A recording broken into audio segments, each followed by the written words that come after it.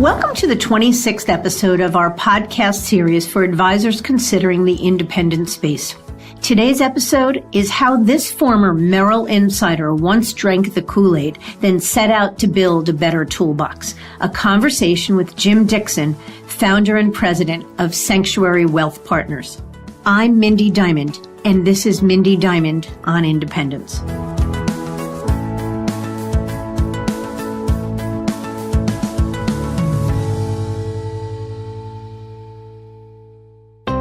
This podcast is available on our website, diamond-consultants.com, and on wealthmanagement.com, as well as iTunes and other resources. We're very lucky to have access to some of the best and brightest in the independent wealth management space. And today's guest is a great example. Jim Dickson is the founder and president of Sanctuary Wealth Partners, an innovative, independent division of Noyes Group LLC. It's a unique, quasi-independent model that offers advisors support in all aspects of serving clients and growing their businesses. It's representative of an ever-growing group of boutique firms structured as hybrid RIAs that allow advisors to own 100% of their own business while having the benefits of a firm that will support them completely and give a sense of community and equity in the overall company. Jim is a former Merrill Lynch division leader who spent 20 years building and leading individual advisors and teams. During that time, he gathered experience in defining what advisors really want and need to succeed. So he built Sanctuary with a goal to take that knowledge and create a quasi-independent firm that would bring together an elite group of experienced wealth advisors and provide access to the best of all worlds: community, infrastructure, cutting-edge technology, and a robust platform. Jim is an entrepreneur at heart and an investor in several successful startups. He knows firsthand the importance of having the right leadership at the helm and how that impacts stability, the ability to serve clients, and the opportunity to grow. So let's jump right into our conversation.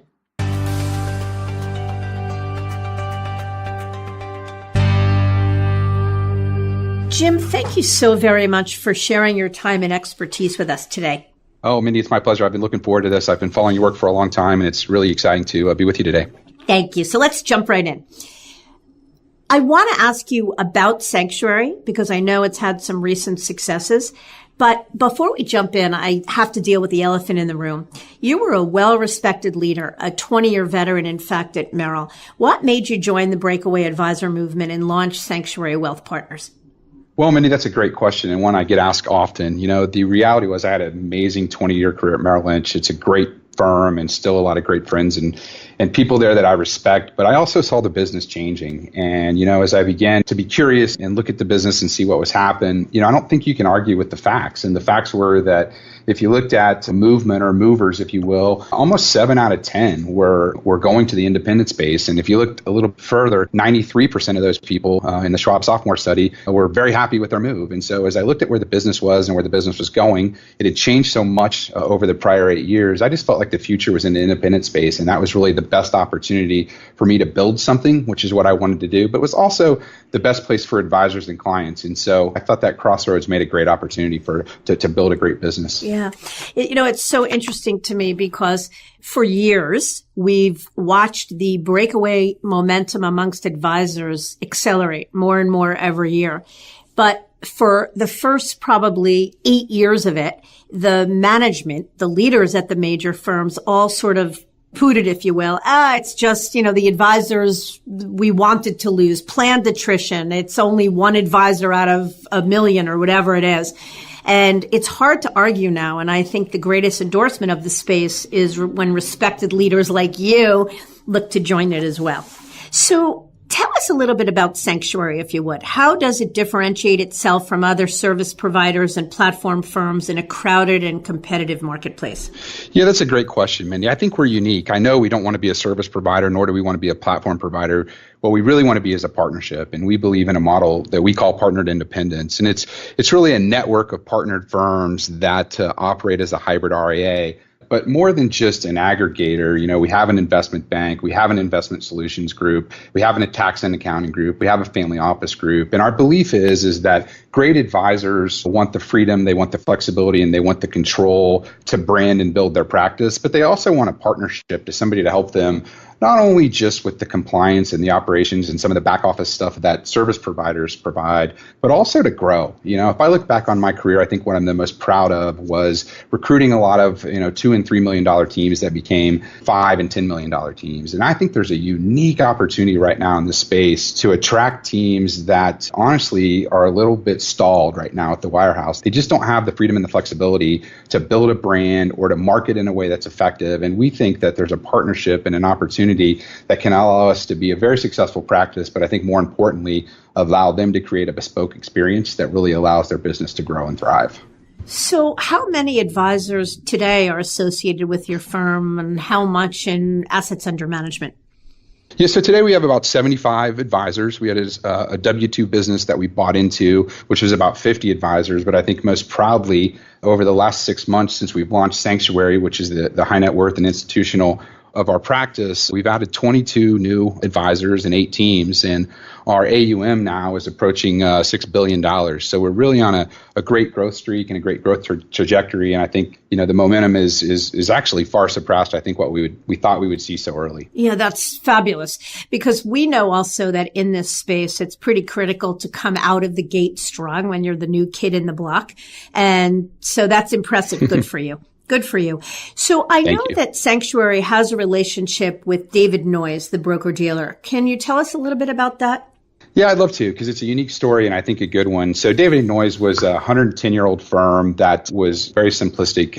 It was your traditional old broker-dealer firm and was owned by an 84-year-old patriarch who was a great person but was looking to transition. And so I had the opportunity to be contacted by Chris and Brian Cook of the Cook Financial Group about a $2 billion team that had left Wells Fargo. And they asked me if I would join them and help build out what we now refer to as Sanctuary. And we were lucky enough to partner and find Matt Reynolds, who is one of the initial 3 founders of Hightower. And the 3 of us came together, and I was on a non-compete for a while. And so we were consulting and strategizing around what this might look like. And so we made the decision to buy into David Noyes. And the reason we did that was, candidly, if we launched our own firm, it was probably a 2 to 3 year time frame to get everything launched. And with what was going on in the protocol and just the massive amount of frustration in the wirehouse, we felt like we needed to get set up quickly. And so Noyes had the corporate RIA, Noyes had the broker dealer, they had the investment bank. We were able to acquire a tax and accounting firm. So it just gave us the infrastructure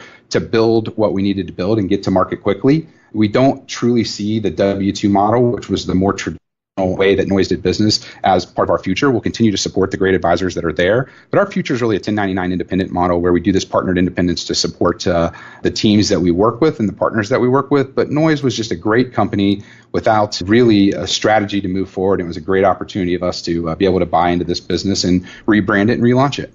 So who are the ideal advisors for the model? The ideal for advisors for us are pretty simple. We're looking for teams that are primarily $1 to $10 million in revenue, that are 70 to 80% fee-based, that lead with financial planning. And then I think most importantly, Mindy, they have an outside designation, whether that's a CIMA or a CFP or CPWA, a CFA, a CPA, because honestly, when I look at my biggest frustrations as a wirehouse leader, it was the fact that we had to make rule and regulation on the least common denominator. The belief I have, and I hold it near and dear, is that stunts your growth. And it's also the reason that most advisors are incredibly frustrated. So for us, if our least common denominator is, a CFP or a CFA or a CIMA, they've got their own standard. That defines what that least common denominator is. And we can give them a lot more freedom to operate and a lot more control of their practice to go out and to grow it. And I think more importantly, serve clients. And so that's the model that we're looking for. We do believe that the broker-dealer is important. We believe in the hybrid model because there are some things that clients need. So for us, we get up every day thinking about how to build the best toolbox. And we think that toolbox is best built for that profile that we just described. You talk about some extraordinary growth out of the gate. Have you had a lot of traction with wirehouse advisors that either worked for you at Merrill or knew you from all the years you spent on Wall Street? Yeah, it's been overwhelming. I think we thought we had a really good model. We thought that we were in the right spot. But when we opened our door and began to tell our story, the amount of traction that we've had is just been phenomenal. And in fact, we opened at basically, at the end of May, 1st of June. And so in 6 months, adding 8 teams and 22 professionals in our pipeline is incredibly strong behind that. And so it's not just Merrill Lynch. It's certainly, I think, across the street, wirehouses in general, whether it be the protocol or whether it be the frustration around the comp plan changes. People are looking for freedom and flexibility, and they really want control of their future. And, I think Schwab got it right when they said, own your tomorrow. That's what we're finding as we talk to a lot of these people. They want to own their tomorrow. And the only way to do that, candidly, is the independent space. Yeah. And to me, what's so profound about it all is that when I started this business 20 years ago, we just celebrated our 20th anniversary, in fact. But when I started the business, the thing that drove wirehouse advisors most was the deal. Today, while the economics of a deal are certainly important because people leave behind an amount of unvested deferred comp and moving is a hassle and risky and all of that, the primary driver for most people are wanting more freedom and control and how better they can serve their clients. So I agree with you 100%. You're right that that's how advisors see it. And as we've said, I think more and more wirehouse managers are seeing it as well. We speak with many of those wirehouse managers who acknowledge where the puck is heading, that more and more top advisors want to become entrepreneurs. And while many of those managers would love to move in that direction too, the financial impact would be just too great to consider it a valid option. Said another way, I guess, an advisor has his book to rely upon, the cash flow from the book. But a manager, especially one who's used to making great money, would be hard-pressed to find a job in the independent space that would offer an equal amount of cash comp. So how did you justify the move? And I guess what message would you send to other quality managers thinking and feeling the same as you? Mindy, I talk to these managers all the time. I've got a lot of great relationships, and we have the conversation. And honestly, it's just like you said, they're trying to figure that out. And, I think, listen, there's a long-term game and there's a short-term game. And I always tell to people, that the cash port is the short-term gain, the long-term gain is the equity. And so for me, it was truly about building something. And the way that I was able to structure that is, I've got an ownership of the business. And so I had a great career as a leader. I wouldn't trade it for anything. But I often look back to a lunch I had with Lyle Lamoth, at a country club in Indianapolis when he convinced me to give up my book and go full-time into management. And as wonderful as it was, I often think, why did I do that? And so for me, this is about rebuilding my book, and this is about having a book. And so, I believe in servant leadership, and I believe what we're building, each one of our partner firms are my clients. And for this to work long-term for us, not only myself, but the entire team has to look at that way. And so as I talk to managers, the first thing I tell them is, save your money so you've got a little powder to get you through the startup phase. But I think the second part of that's becoming more and more obvious to me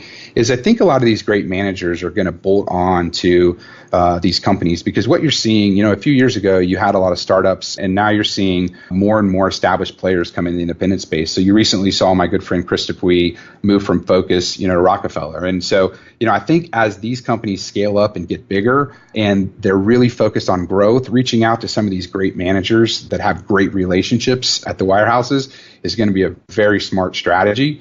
And not make as much, salary, so to speak, but I think the total financial package over time, if they're successful, can be 2 or 3 times what they would have at the wirehouse today. So I think we're still figuring that out, but I think you're going to see more and more of that in the days ahead. Yeah, I agree with you 1,000%. And the key is every quality manager would be lying if they said they didn't have an interest in it.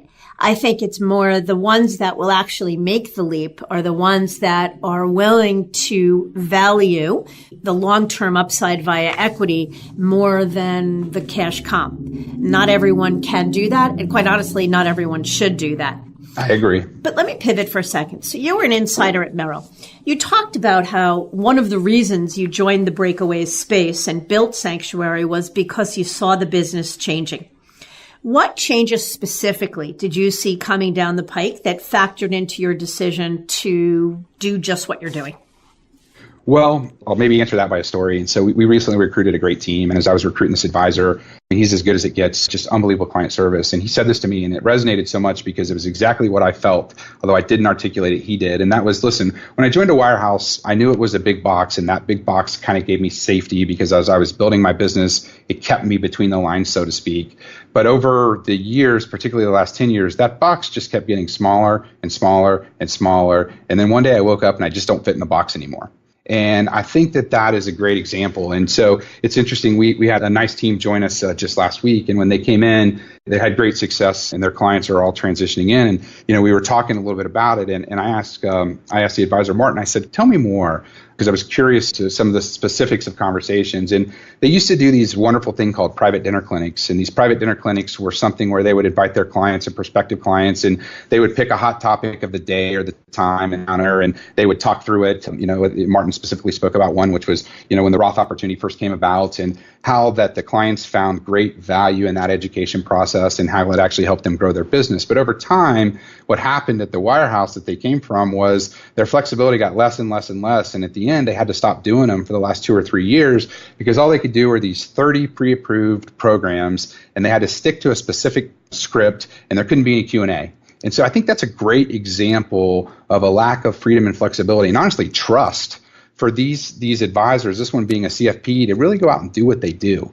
And so I think that's a microcosm of things that we see over and over and over, where the least common denominator just got so small that a lot of people just gave up hope and just kind of put their head down and went with it. And so to fast forward, look, none of us have a crystal ball, but what else do you expect to change in the wirehouse world? Because you mentioned that it wasn't just that the business had changed, but it was what you expected to come down the pike that contributed to your interest in going elsewhere. So what are we looking at? What do you predict? Well, I've always felt, and I think Dan Sontag, which is a longtime mentor of mine, used to say this. He said, look, when you get this business right, it's a three-legged stool. On one leg of the stool is the client, which is obviously the most important leg. The second leg of the stool is the advisor. And the third leg of the stool is the firm or the shareholder. And I think what we've seen happen across the board, in no matter which wirehouse you look at, that stool has tipped over because it's become more and more about the firm and the shareholder of that firm and less a balance around the advisor and, more importantly, the client. And so whether that be compensation or most recently protocol and a lack of choice for clients to have that, I think, what you're seeing is less and less flexibility and more heavy-handedness. And I think that people thought the heavy-handedness would kind of bully people into staying. And what I'm seeing is just the opposite. If you look at the growth of two great companies, Raymond James and Stifel, who have really publicly declared that the clients are yours and we want you to come and we want to give you more freedom and flexibility, they're growing faster than anyone else. And so I think that what you're finding is those that are willing to work with the advisors and kind of keep that stool on three legs are going to have a much brighter future than those who are just worried about driving short-term revenue or putting people in one-year non-solicits to try to intimidate them that they can't go anywhere, or suing them when they leave over the protocol. It may feel effective for the very short term, but longer term, I don't think that's the way you're going to grow and build a practice. Yeah, and quite honestly, not even so effective in the short term. Because if you look at firms like Morgan and UBS, while the goal of pulling out of protocol was to tie advisors down, in large part, at least at the top of the food chain, it had the opposite effect. It made advisors say, I'll show you. You're going to tell me I can't move? That's exactly what I'm going to do. And so the pulling out of protocol was actually the straw that broke the camel's back for many. So I think you're 100% right. Let me ask you a question. We know that many advisors and managers who've spent a lifetime at a brokerage firm like you have drank the Kool-Aid, believing that independence is only for small producers, that you can't replicate the sophisticated services or technology or support as an independent, especially when you're servicing a high net worth client base. And also that worry, say if a bear market comes, the entire breakaway population will be sorry. Do you think those statements are valid? First of all, I got to raise my hand and say I think I served some of that Kool-Aid. So, and honestly, I hate that. You don't realize it when you're doing it, but when you step away from the forest a little bit, you realize that was probably the case. And honestly, I pride myself on being curious, but I kind of beat myself up on the fact that I don't think I was as curious as I should have been, because when you step away, honestly, I've been blown away and amazed at what the independent space looks like. I always felt that at the wirehouse and at Merrill Lynch that we had the best technology in the world. And the reality was, as I've stepped away and looked at it, it wasn't even close. close. In fact, while we might have had a good brand, the version of that brand that we had was old and dummied down, and again, to that concept of least common denominator. And so for me to really have the curiosity to study the independent space before we launched Sanctuary and before we really started to build the practice, I was embarrassed that I hadn't been more curious and embarrassed that I hadn't been more open, but amazed at what's out there. And, for people to say that, the independent channel is going to be in trouble, I couldn't disagree more. I think the one thing I've seen in the independent space and with the teams that we're talking to is the ability to be nimble, the ability to differentiate, the ability to do things in more ways than just the one way that's allowed at some of the larger bureaucratic firms. And so I think anytime you're in a tough market, and I lived through some really unique bear markets, the ability to be nimble and the ability to adjust is going to be an advantage for these independent firms, not a disadvantage. And, I remember being in the wirehouse when we went through bear markets where you're laying off support staff, and it's a really tough time. So I'm not saying it'll be easy anywhere, but I don't think it'll be any harder in the independent space. I think they'll actually have better tools and better freedom and control to go out and help people than they will be at one of the larger firms. I actually really have to agree with you. I think that the people that worry or fret or use as an excuse not to move in the direction of independence, that the wheels will fall off the bus if there's a financial crisis again, God forbid, or I would love to do it, but I serve an X kind of client base and can't, are really the unindoctrinated, the people that haven't taken the time to get educated. But I'm a fatalist, and I think everybody gets educated at exactly the right time when they're meant to. And so you got here exactly when you were meant to. What do you think, Jim, are some of the things that advisors can do as an independent that they couldn't do as an employee at a wirehouse? I think the first thing, it's obvious, but I think it has to be said, is they can control their compensation. I think the advisors I'm talking to are just frustrated and tired of the game plan. If you do this and you do this, then you might get this. And the best FAs, they don't want to waste their time with that. They want to serve their clients, and they usually want to do it in a fee-based environment.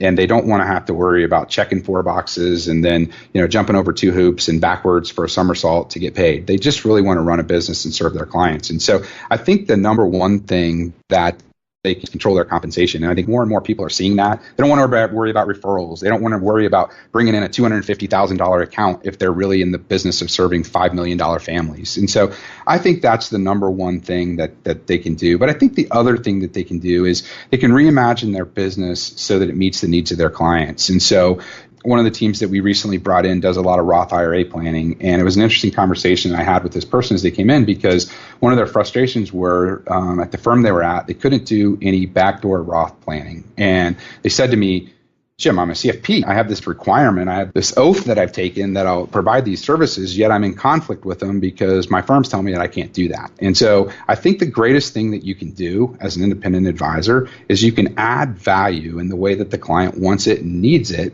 not in the way that the firm you're at wants you to serve it. And so the flexibility and control, I'm saying those things over and over, but they're really important because I think that's really what clients want. Clients that are in the institutional and high net worth markets want bespoke experiences. They want experiences that are customized for them. And what's happening more and more at the wirehouse is cookie cutter, cookie cutter, cookie cutter. Here's how I want you to handle every client. And I think the best advisors lose so much value of their value proposition when they're forced to do that, that they're waking up and realizing they need to take control and they really need to go out and figure out what technology is best for them, what platform is best for them, and go out and serve their clients in the best that they can.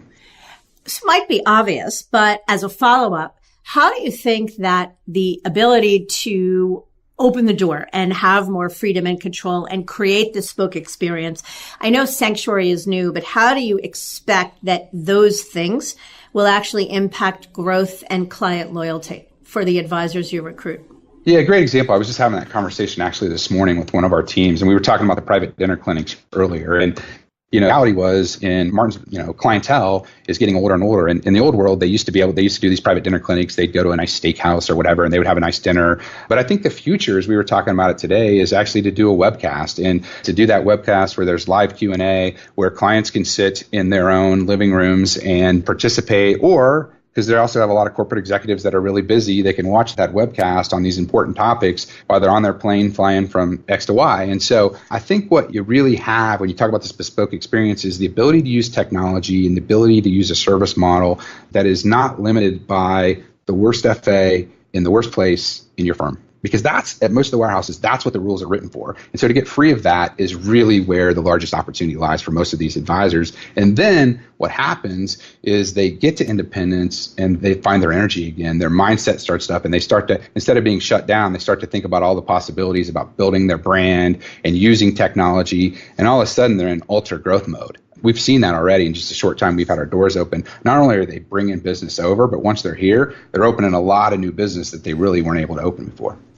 Thank you for that. Let's pivot for a minute to Sanctuary itself. So, look, I'm amazed in the last decade or so how much this cottage industry born to support the breakaway movement has expanded and actually made it possible for many folks who would have loved to go independent years ago to do so.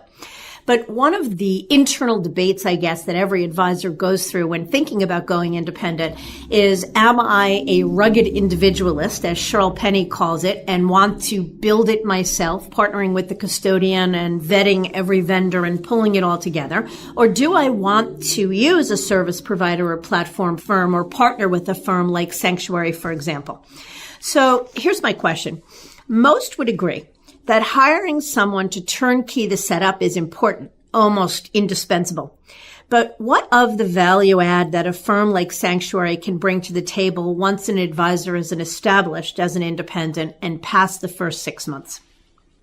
Yeah, so that's a great question. And let me back up just a minute and say, Mindy, I think one of the things I love about the independent space the most is the openness and the support that we all have. I mean, I admire greatly what Cheryl's done at Dynasty and what Focus has done. And I think Rockefeller's going to absolutely kill it in the space. And so it's different because when I was at Merrill, we were the red jersey and Morgan was a blue jersey. There was no working together. And the same, I think, would be said with UBS or what have you. And so I really believe as you think about the independent space, there is this pool of frustrated people and there's plenty for all of us. And so I think there's a lot of rugged individualists who are absolutely going to want to start their own business and are going to thrive in that and have great success. I think there are, others that maybe aren't quite big enough for our model and what we're targeting that are going to use someone else as a tuck-in or, there's a lot of options for them. But for us, what we're looking for is that advisor who's been in a wirehouse, who is used to a certain level of support and wants a certain level of support. And they're willing over time to have a partner and they're willing to use our investment bank, that they want to use, our investment solutions group. And so,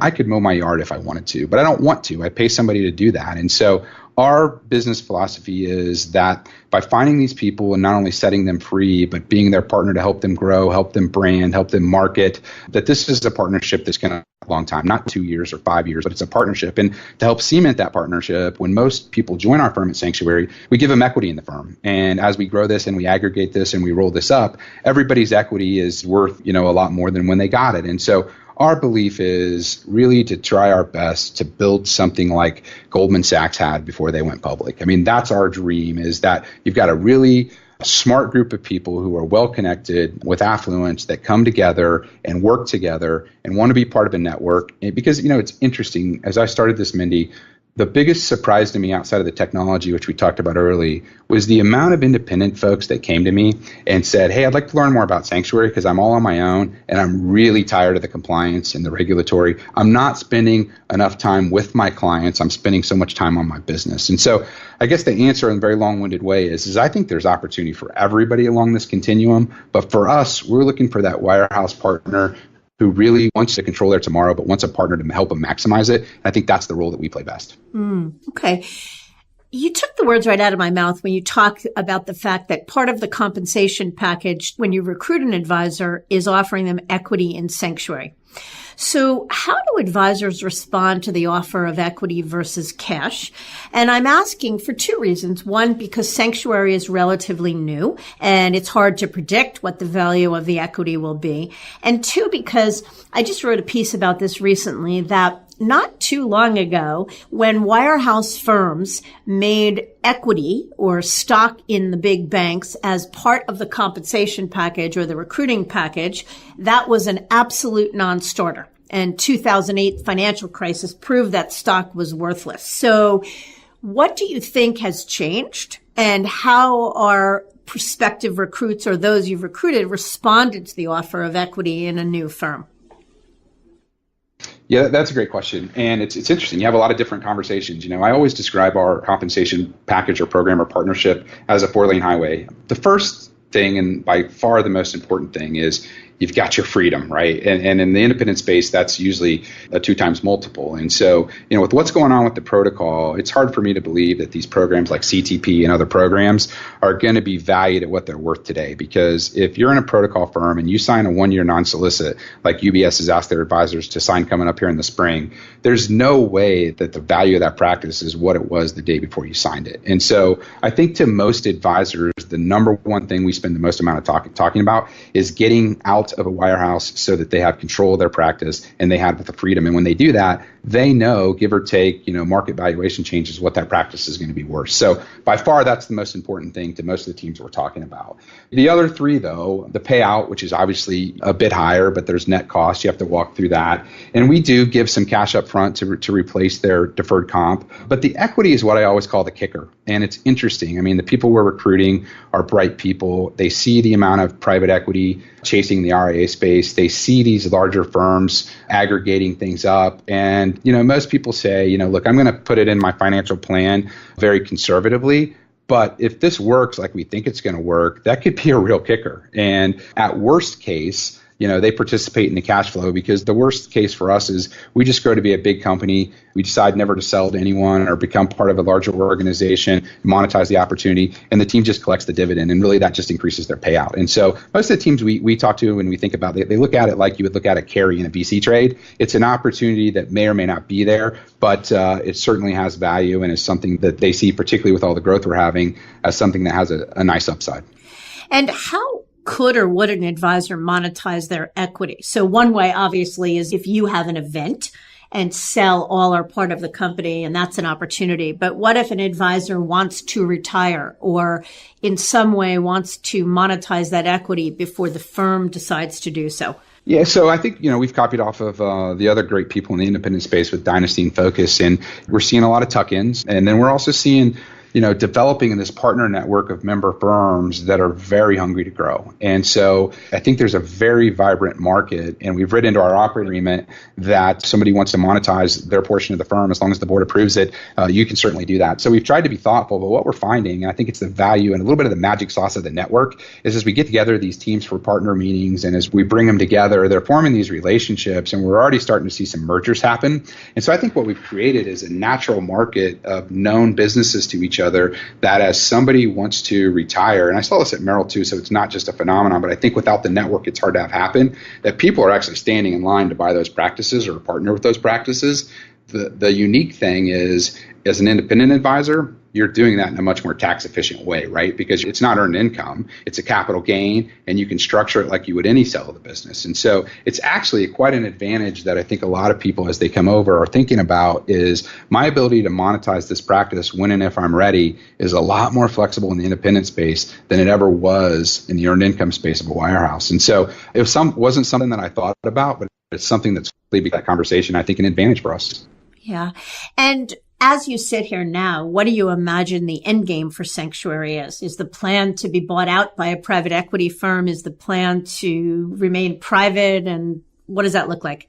I don't think it's to be bought out by a private equity firm. I think many of us laugh a little bit here, but, we all came from firms that we felt had gotten too bureaucratic. And so the last thing that most of us are looking forward to is going back into an environment where we don't have control. But I do think that, our plan for a really long time is to grow this. And I think we've got a really long runway, and there's an amazing amount of demand to go into the independent space. So we're kind of in the right crossroads at the right time. And so for us, the plan is to own this business for a really long time and to distribute the income and the cash flow, be out there. That was a large aggregator that we had a lot of respect for, that would allow the partners to keep their own independence, that we wouldn't consider that, because I think it's undeniable that the independent space is going to scale up, and there's going to become players and that have more scale and more opportunity. And at the end of the day, as I said earlier, I think my responsibility and my team's responsibility is to put forth the best platform and the best environment for our advisors to grow. So I think we're just going to have to monitor that and see what happens, because you're seeing more and more players come into the space. I agree with that. And so what do you think the future holds for the RIA industry as a whole? Do you expect the momentum to continue? I do. I think the baseball analogy, since we're in the playoff season, I think it's the third inning at best. I think you're going to see more and more people participate. I think like most things in life today, technology is a big driver of that. And as technology allows you to have more freedom, it also allows you to be more compliant. I think that's going to drive that. And I think that what's going to drive it the most is I believe in my heart that's what clients want. They want a bespoke experience with unconflicted advice, with an open architecture. And they want to know that you sat down with Fidelity, Schwab, and TD, and you did a deep dive on their platform, and you picked this because you thought it was best for your clients. I think they want that versus saying, here's the platform that you have to have because you're in a captive environment. And so I think it's really early innings for the independent game. You're seeing more and more money being put behind it. There's not a week that doesn't go by that we don't get a call from somebody trying to give us capital, and we're well capitalized. We haven't and don't plan to take that. But at the same time, I think it speaks to the fact that the future is much more in the independent space than it is, I think, in the captive market. Yeah, no, I can't say I disagree with you. So before we wrap up, any final words of advice you'd want to share with quality captive advisors at a traditional brokerage firm who are thinking about joining the breakaway momentum? Yeah, I would tell them to look in the mirror. I think there's a lot of people out there, Mindy, that aren't their best self right now. They're terrific advisors who have settled.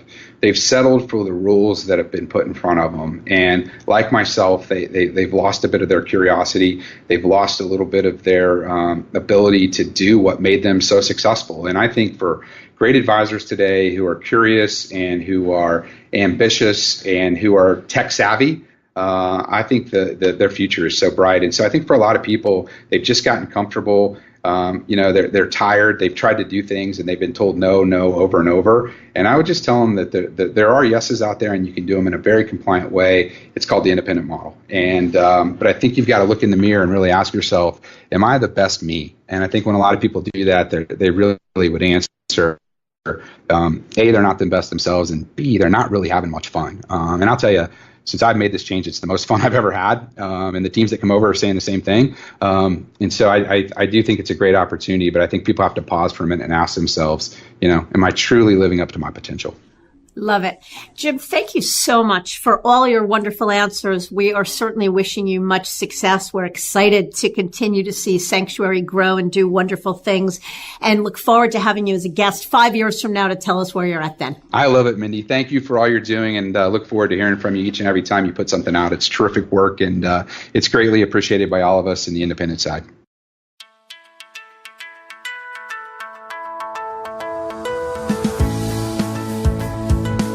Jim saw the wirehouse world change, with a cultural shift of managing to the least common denominator escalating every day.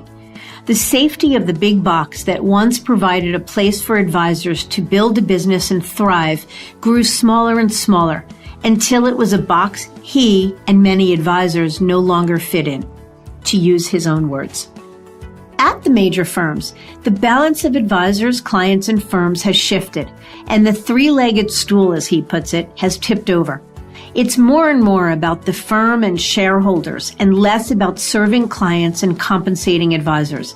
The wirehouse world has become one that is ruled by heavy-handed compliance and intimidation, short-term tactics that are stripping advisors of their freedom and flexibility and driving them away. Jim once drank the Kool-Aid, and has since stepped away to build a better toolbox for advisors to grow and thrive. And we look forward to watching Sanctuary continue to do great things and recruit top advisor talent. In our next episode, Louis Diamond will lead a discussion about the real differences between the IBD and RIA space with someone who has seen both sides, special guest Alex Goss of Goss Advisors. Alex started as an employee advisor at Wells Fargo, then made the shift to their independent broker-dealer model, FiNet, before launching a super successful RIA.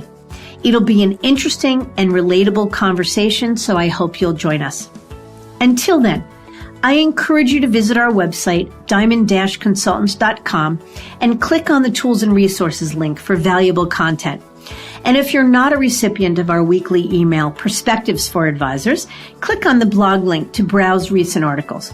Feel free to email or call me if you have specific questions. I can be reached at 908-879-1002 or mdiamond@diamond-consultants.com. Please note that all requests are handled with complete discretion and confidentiality.